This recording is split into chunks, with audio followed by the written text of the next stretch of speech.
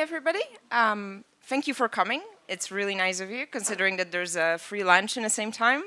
My user acquisition is not that great.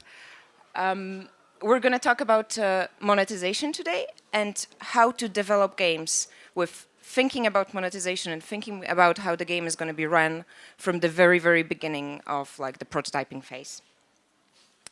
So a few words of introduction. I'm a monetization manager in Kobojo. Before that, I used to work at Gameforge, Jagex, and Ubisoft. What it means to be a monetization manager at Kobojo, because it can be a very different thing in different companies, is that all of the product managers, so sort of business producers, are on my team, and all of the business intelligence are on the monetization team as well. And a few words about Kobojo.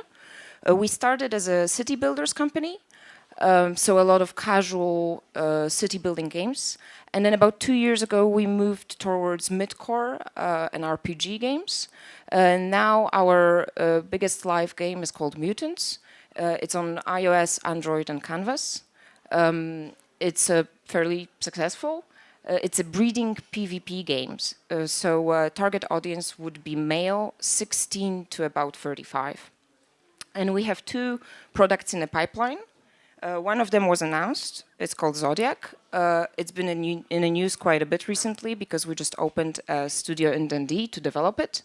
And on Zodiac, we're working with a few guys who used to develop Final Fantasy series. So it's pretty cool. I highly recommend going on YouTube and checking it out. So about the presentation. The presentation, obviously, is going to be about live games. So if you're interested in premium products, boxed games, you're not really going to find that much for yourself here. It's about how to operate games. So those games that require a lot of effort post-launch. What do you do and how do you design them? I went for a medium difficulty level.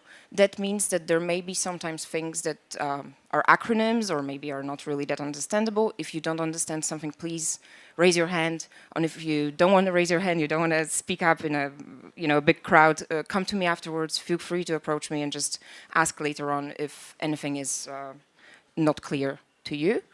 And also, it's going to be quite general. So it's not easy to talk in general about monetization solutions for every possible game, because monetization should be really tied to design. And obviously, different games have very different design. So in here, there's going to be a lot of things that are going to be taking, let's say, an RPG model. So let's say using crafting as an example of a support feature to the main core feature of the game. So it may not directly apply to your particular game or to your particular case, but just go with it. And then the 3 main parts. At first, I'm going to be talking about prototyping. So the very, very early stage where there's just an idea for a game. Then a bit more in detail about the offer and pricing and balancing of those. And then at the very end, we're going to look at some numbers and see how you can have some sort of an idea of how much your game is going to make. Okay, so prototyping. Usually what happens is you have a publisher or you have a creative in your company or you have a CEO and they come and they say, okay, our next game is going to be this. And there usually isn't very much of an idea of what this really means. But I think most of the time you can boil it down to at least 1 or 2 sentences. And those 1 or 2 key sentences would be, in our next game, a player can do X by means of YZ. And if you have that, believe it or not, you can already imagine what your revenue curve and what your DAU curve is going to look like. So the first question that you would ask yourself is, what's your game like? And to be more specific, you would think about progression. So if you know what the core gameplay loop is, if you know that, okay, in my game, players are going to fight in PvP by getting more and more powerful items, you will understand what the progression is. And there are 2 main types then that you can boil down to what the progression will be. The first one would be something like that. That's a linear progression. And it's usually in games that have story or levels or maps. So a player needs to consume more and more content as they progress through the game. And then you would have examples like Candy Crush. So in Candy Crush or any other logical puzzle game, when you want to progress in a game, you consume another puzzle. Things that have story, heavily story-based games, like Walking Dead, let's say, and all of your find an object games. Because again, if you want to progress, you will need another level or another puzzle or another piece of story. And that's why those would be your content-driven games.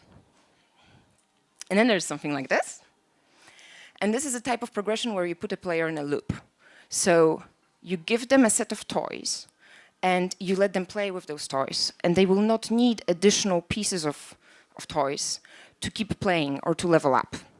And if you think about it, that would be all of the games that are heavily PvP-based, or that have buildings or management games, or that have units.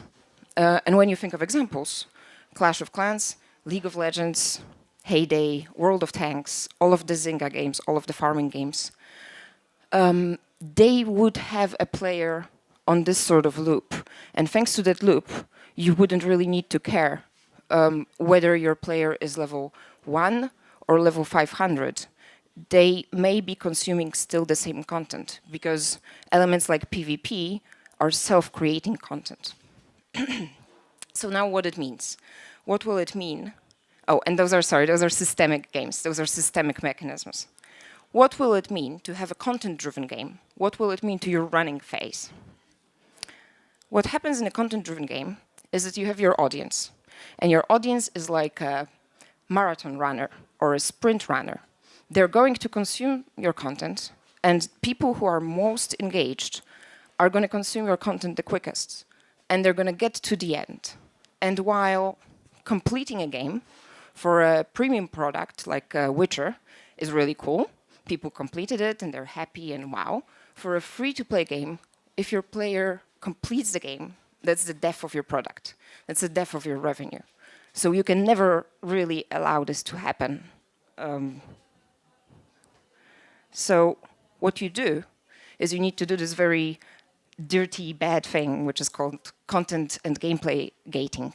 And now, when you think about content gating or gameplay gating, if you tell it to your audience, they're usually going to be like that, because this is because this is something that has a very bad reputation. People really don't like it. Some of the designers really don't like it. They think that it's not fair to the user, that it's going to scare users away.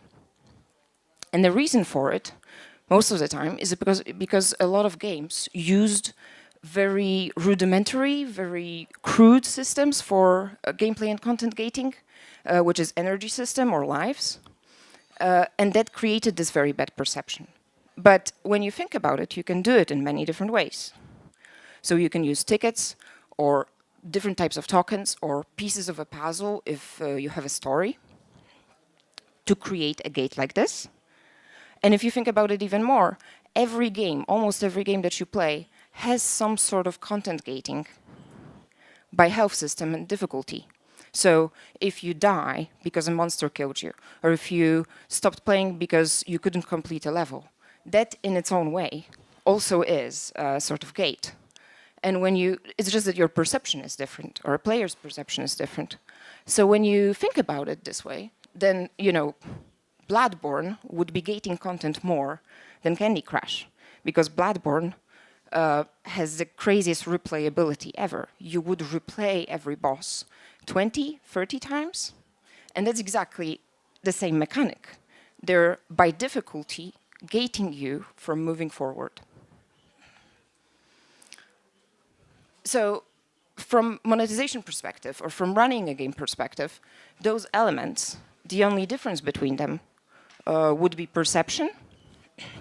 So then a question would be, why would social games, why would people like Zynga use those elements? Why would they use energy system and lives if they could do health and difficulty? I don't believe that they're doing it just to be mean to their audience. They're doing it because there's another aspect of the gating situation, which is control. If you have a premium game, again, you don't really care. Of course, you want to gate it a little bit, you want a bit of replayability, but if you're a premium product, you monetize your users early on, and when they complete the game, whether they do it faster or slower, it's not really that important. But if you're a live game, having a huge audience of people that run through this content at different speeds requires a system that's easy to control. So that's why when you have energy system or lives, when you have things that are easy to balance and easy to manage, it's a much better thing for a free-to-play game, and that's why it's used so much, even though the perception is really bad. So then the main question would be, which one do you choose? If they're so different, do you pick perception or control? Well, my advice to you would be, I'm pretty sure it's not a word, but use tokenization. Tokenize as much as possible. You could do a system that's almost exactly like an energy system, but by transferring it into something in the game.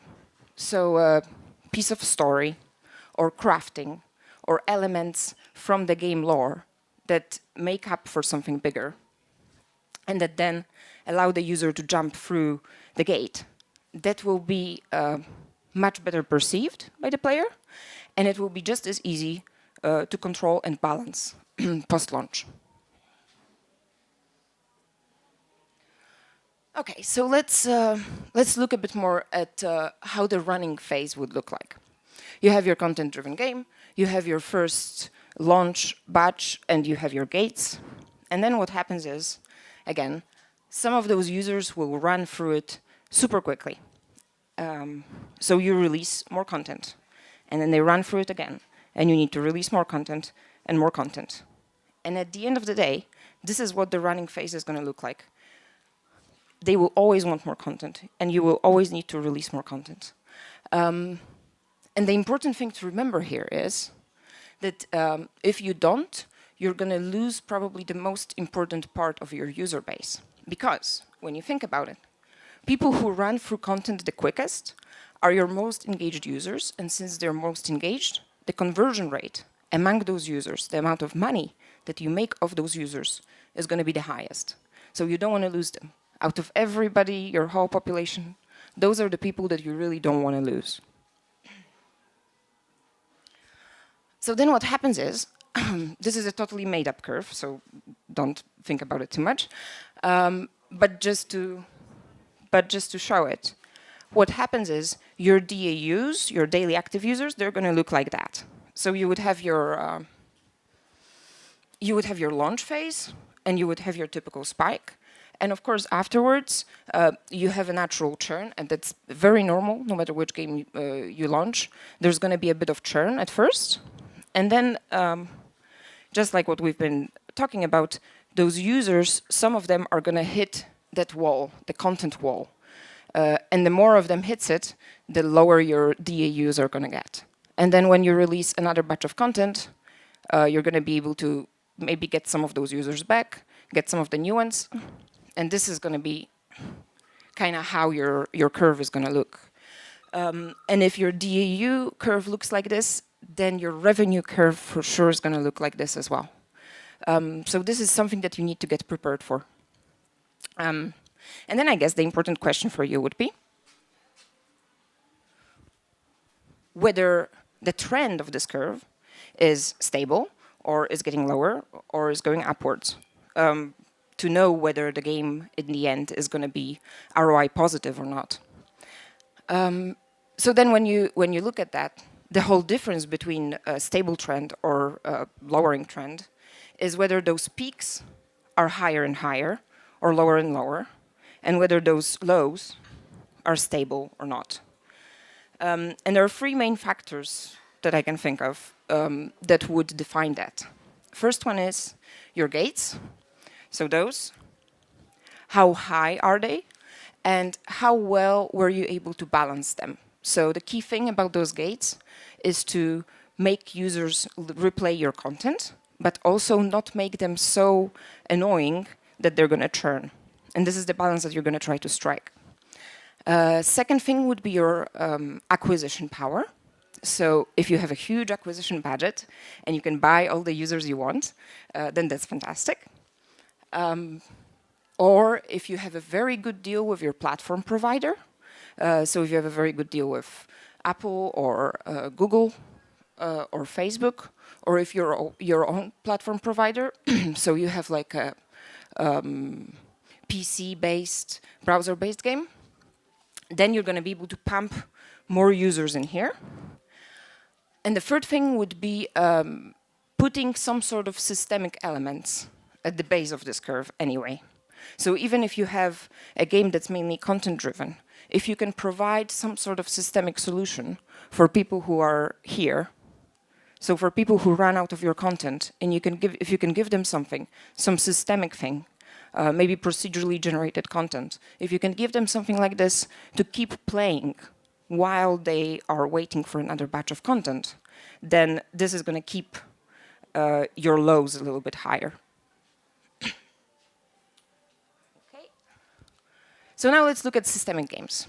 This is going to be very quick. Systemic games are awesome. They're super easy to monetize, much easier to maintain. You don't need to, you're not on this run for more content and content and content. Of course, you still need to update them. And this would be, again, a DAU curve over a very long time and flattened. So what would happen in reality is you would have little spikes like this for your weekly differences, like between a weekend and a weekday. But if you flatten it, and a long-term one would have the same thing at the beginning, so you would have the initial spike, maybe another featuring, and then depending on featurings and additional content and your acquisition power, you would have a more or less long-term stable curve. Is there a downside? Yes, there's always a downside. Downside of those, the only one that I can find, is that the market is highly saturated now. So because this system is so good and it runs itself almost, there's so many games. When you look at it, when you look at your top iOS or Android games, there's so many of them that are like this now, that I think it's really hard to get through and to be visible. And on the other hand, if you have high quality content, if you have one of those flat progression content driven games, but it's really good content, you have much higher chances of being featured. Okay, now let's look at offer price balancing. So let's say you have your design, you have your idea, you have some of the details of what the player is going to do and how they're going to do it. And you need to come up with what are you going to sell to them? What are you going to offer to them? Ignore the title for now. The title doesn't matter. What I would recommend is putting all of your items, all of the commodities in a game, in a super long list. Sit down with the whole design team and list everything that is a commodity in a game. And then you look at it from a time-money perspective. So obviously, your conversion rate is going to be 2-3% maybe. So on the time side, you're going to have 98% of your content. But then on the money side, you would have, what, 2-3%. But in this graph, it would take up, bigger chunk, just so that we can get deeper into the monetization offer. And once you do that, you need to decide your currencies. So the amount of currencies is a very long topic, and if you're interested, I'm really happy to talk about it for a long time. But for now, let's just say 2 to 3 currencies are the best. Don't go with single currency. Really hard to balance, don't do it. Real money. Only go with real money if your platform provider is offering you ways of dealing with payment. So if you need to deal with payment yourself, if you're a browser-based game, don't do real money. It's a huge pain in the behind. But if you're on the console or if you're on mobile, real money is cool and it monetizes really well. And then on the other side, if you have more currencies than just one in-game currency, that's fantastic. If you have things that are like a social currency or like a guild currency, they would require more time, so you would put them further here. and you would add them to your graph. Okay, oh, and dual pricing.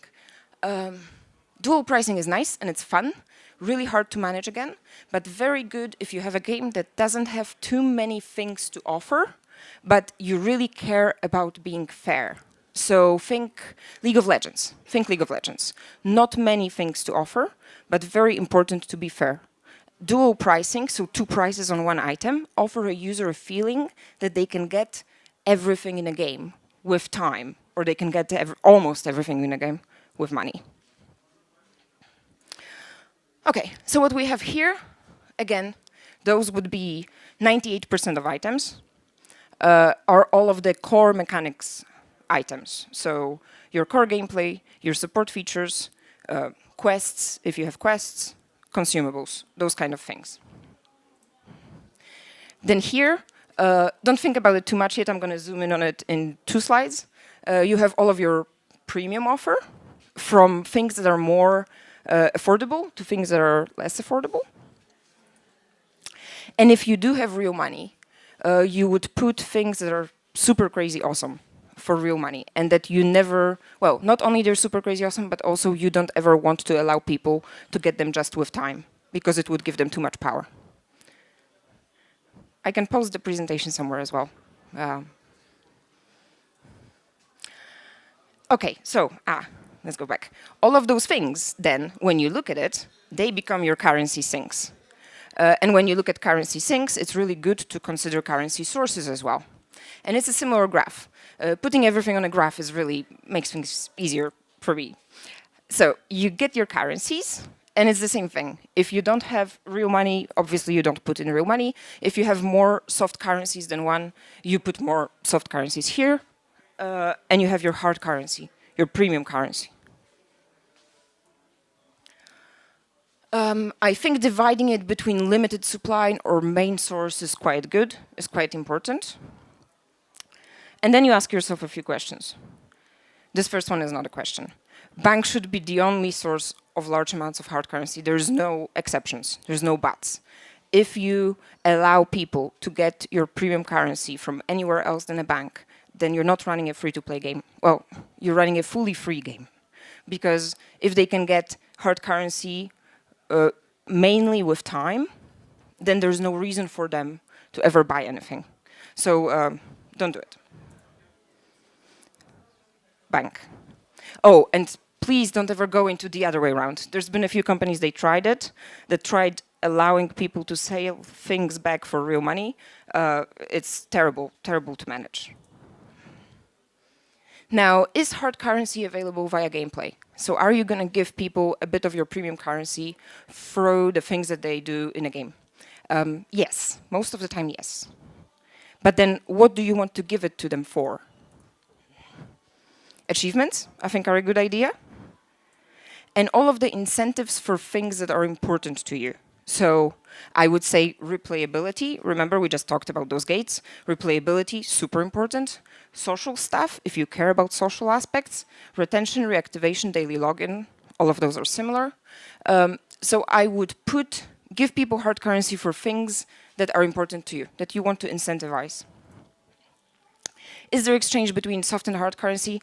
I would say limited and only one way, and don't do an exchange rate. If you want to know why, ask me later, because I need to run through this. Okay, then you have all of the soft currency drops. So all of the things that come from your main gameplay loop, obviously they're going to be dealt with in one or the other soft currency, because currency will be means of exchange in your game.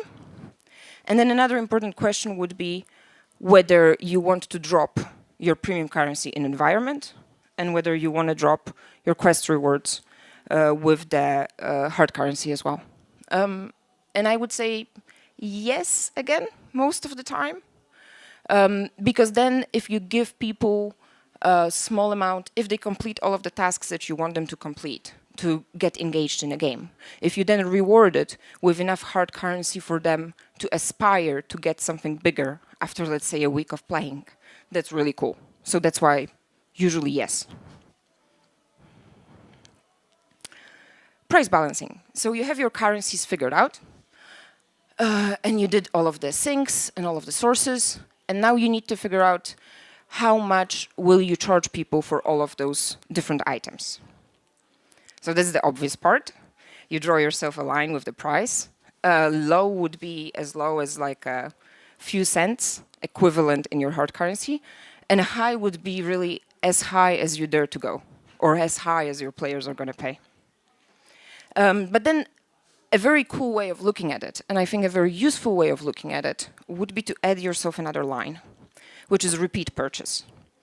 So everything that you want people to buy a lot would have a low price. And the other way around, everything that's going to be bought only once, you would want to make the most expensive things in your game. And here are a few examples. Those things are awesome. Consumables, you want to have as many consumables in your game as possible. Boosters, acceleration, convenience items are consumables to some extent. And gambling, even though it sounds bad, really awesome again. People are going to use it, players use it, some of them get crazy about it, they use it over and over. But anyway, why are those things so awesome? They're super awesome because they will give you a nice steady flow of revenue. And this is something that's very important. When you think about running a team, when you think about paying your bills, when you think about projections, revenue projections for next month and next year, it's very nice to have a steady revenue stream. Or as stabilized as possible and as controlled as possible. Those items, because they're low price but very affordable, so there's going to be high conversion rate, you're going to have a lot of people buying them constantly, will provide you a nice, steady, long-term stream of revenue. And then you have your midway items with midway repeat purchase rate. So all of the support mechanisms like crafting, or like storage or inventory if you have one, or whatever other feature you have that supports your main gameplay loop. And then in this example, your main gameplay loop would be weapons and equipment, let's say. Then you have things like units or characters if you have them. Think World of Tanks. Those would be things that a player would buy only once in a while. Once a week, once every 2 weeks. So then you want it to be a big deal for them. You want it to be an achievement. That's why it's good to have them save up for it a bit. Sorry, a little bit. Skill reset is kind of the same. If there are areas of your game that you don't want people to mess around with, make it expensive. And then the things that are super high, I would put bundles here and premium content. So obviously, if you sell content, which is entirely another question, you don't need to sell content, but if you do sell content, this is obviously something that everybody's going to buy only once. A player cannot buy a piece of the same content twice. So that would be your super most expensive thing. And then you would have, obviously, you would have many more of those things. Those are just examples. But a good thing in this graph as well is to know your Ferraris. Make a list of your Ferraris as early as you can. So even before you have this graph, when you're just thinking about the design, think about those most awesome, most crazy items in your game. You would be surprised how many games release without having Ferraris. Ferraris are important. It's not only for making money. It's when you have an event or when your retention is going down, your DAUs are going down, and you want to reinvigorate or re-engage your user base. So you make an event, a community event, or a guild system. You need to have something to give to those people so that they feel they want to go and engage in your game. So you need Ferraris. Make yourself a list. The other way of balancing your offer, and there is like a lot of different ways, so I'm just showing you a few here, is by level, so by player level. You would have early game, mid game, and end game. And again, think about your content block. If you're content driven, you're going to be content blocked here. And then you have your post-launch updates of features or content. And if you put all of your commodities in a game, your whole offer, if you put it on this sort of mind map, let's say, it's going to be much easier then to make sure that you have something for everybody that you have a nice, even purchases throughout the game. And also it will be much easier afterwards to segment your offer, which is something, again, that I highly recommend. When your game is, let's say, half a year old and you already have enough data, use those sort of things to segment your offer and offer specific things to specific users. It increases your conversion rate. So yeah, and here in early game, you would have things like starter packs, really cool, really awesome, one-time purchase, very good discount, only shown to early users. XP boosts could be something that your early users would want. Mid-game is the time when a player figures out the game a bit more and is trying to mid-max a bit.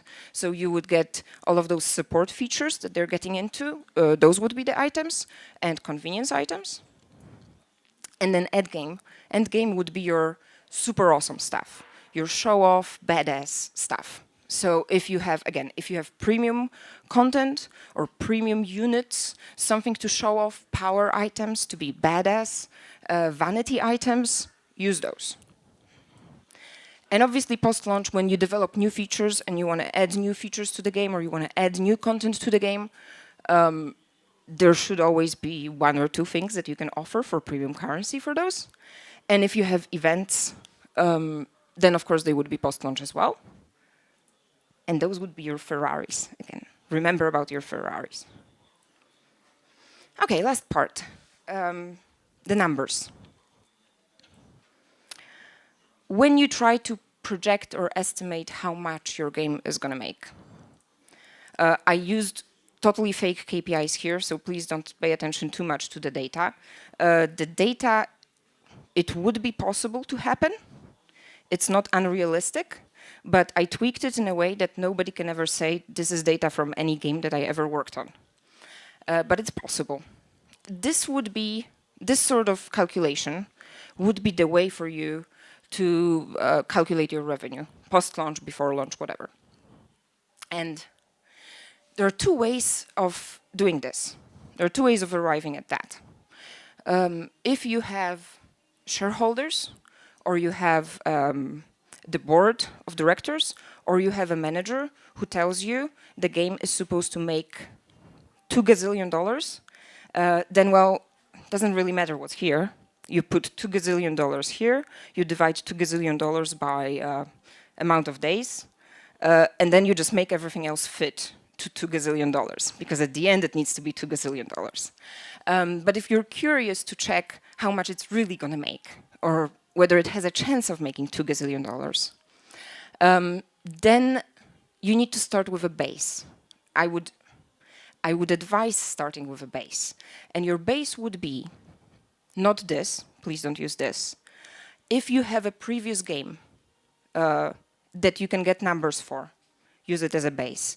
It can only be, if you don't have that, that's okay. If you only have DARPU and DAU, that's fine. Either a previous game that you have, or a game from a friend, or if you worked in a company and you've seen those numbers before for a game, and an average over a long time. It cannot be just like a Sunday sale, because that's not going to be good numbers. Anyway, you have your baseline. And then what you do is you compare the game from the baseline to your game, to your new game, your previous game to your new game. First thing would be the platform. So usually, if it's on iOS and Android, if it's on mobile, it would be higher conversion rate. That's just the platform thing. And from what I've seen, conversion rate really is closely tied to a platform. And then if it's PC, browser, social game, it would usually be lower conversion rate. As you see, I didn't put consoles here, because consoles are still such a wild, wild west of free-to-play that everything is really different. So I wouldn't want to misinform you. And then when you look at your DAUs, that's fairly obvious. If your game is casual and if it has a broad appeal, you can count on having more DAUs. And if it's hardcore and niche, you're probably going to have less DAUs. Now, the other side of it that people usually refer to is that, on the other hand, if you have a hardcore game or more of an RPG, that then your players are going to pay more, so there's going to be less of them, but RPG players are supposed to be so involved that they're going to pay more, and that if you have a casual game, you're going to have broader audience, but it's going to pay less, and you kind of arrive at the same. Now, I'm highly skeptical of that. Don't hold me up to that. I only seen a certain amount of data. It's not a representative sample, but from what I've seen, casual players can be very hardcore about their games. So to me, people saying that your RPG players are going to pay more than your casual players, from the data that I've seen, it's not always true. But if somebody has more experience with this, please tell me. I'm really curious. I'm doing personal project research on that. Okay, so this would be more or less how you project. And then whatever you projected, you launch, and you get those numbers, the real numbers. And post-launch, you will want to try to manage those numbers, to move those numbers to what you would prefer to have. Down is easy. The game is going to do this for you on its own. You don't need to do anything. In fact, if you don't do anything, this is what's going to happen. So that's cool if this is what you want. So let's just focus on up. Conversion rate is actually something that I already talked about. Starter packs, super awesome for conversion rate. Promotions, obviously. Gate balancing. Remember balancing that gate? In a way that's not going to churn the users, but that's going to make them replay the content enough that they will want to pay. That will increase your conversion rate. Their PPU, so the amount that a payer would pay. Segmentation, really cool thing to A/B test, really cool thing to analyze. You need a bit of an effort, but trying to divide your offer and having a different offer to different types of users, really cool thing. It's kind of like playing Amazon, so it's good. Item bundles, gambling mechanics. Gambling mechanics, again, are really cool. There are some people that go crazy, and that's going to increase your spending per payer, because some people are going to play a gambling mechanic, and it could be something like a lucky box or gacha. People are going to play it over and over and over. And then super important, DAUs, because your revenue is going to follow your DAUs. Once your DAUs start falling, there's only as much as you can do to recover the revenue with monetization actions. It's really possible for a month or 2 months, but long term, it's just not going to happen. Acquisition budget, all of the packs that have people come back and log in again. Mailing campaigns if your platform provider allows it. And then retention. Funnel optimization, so tweaking your tutorial is a huge pain in the butt, but it's worth it. Bug fixes, social competition elements, events and updates, all of those things that make your game feel alive, they're going to increase retention. And I think that's it. So, conclusion. Systemic content games, really much easier, nicer revenue. But if you have a high quality or like a tested genre content-driven game, and you understand that you're going to need to add content over and over, that could be pretty cool as well. Premium offer. Cut it and put it on those graphs in as many ways as you can. So content per feature, content per player motivation, content per player type, all of those things. And of course, pricing, repeat purchase. Really cool for segmentation afterwards. And then the way to estimate your revenue would be platform, genre, customer appeal. And if you have a huge acquisition budget, that's always very nice because you can just buy yourself more users. And that's it. Thank you for waiting on lunch to be here. That's really nice. It's really flattering. Do you have any questions? No, no questions. Everybody wants to eat. Okay, hey.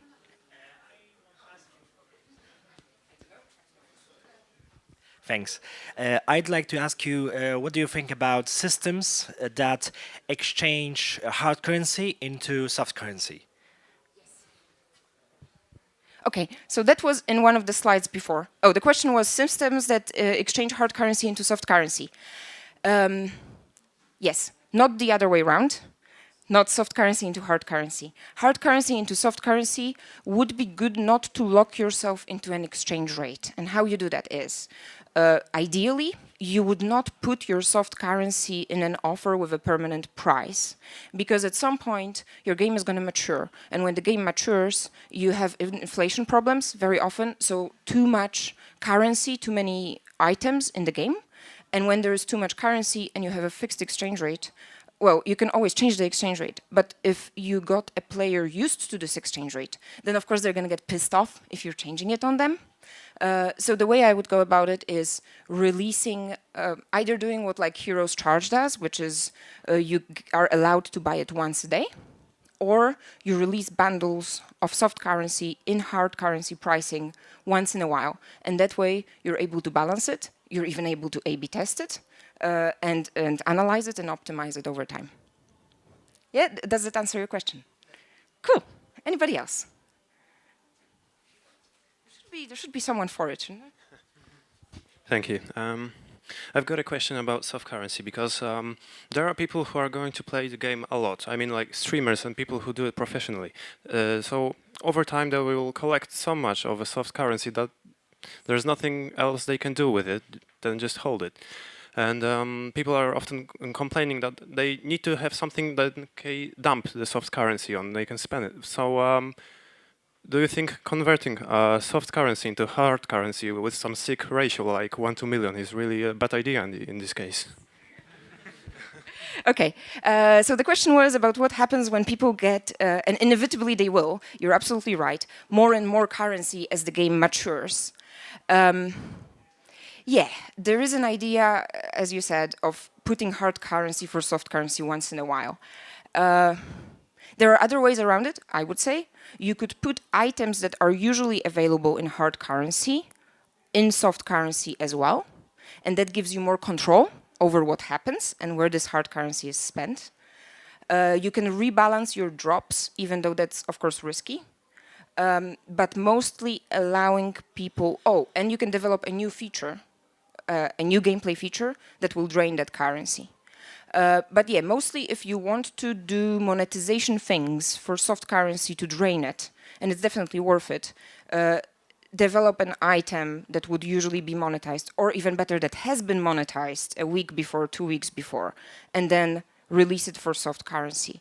Or also another very cool thing, if you have types of items, so like you have heroes that are 3 stars or 2 stars, release in the same time, one next to another, a super awesome hero or a super awesome car and the same version of a car, but a bit less awesome in soft currency. It works really well, it monetizes really well, and drains currency really well, because people have the comparison and they're going to go for the super awesome thing.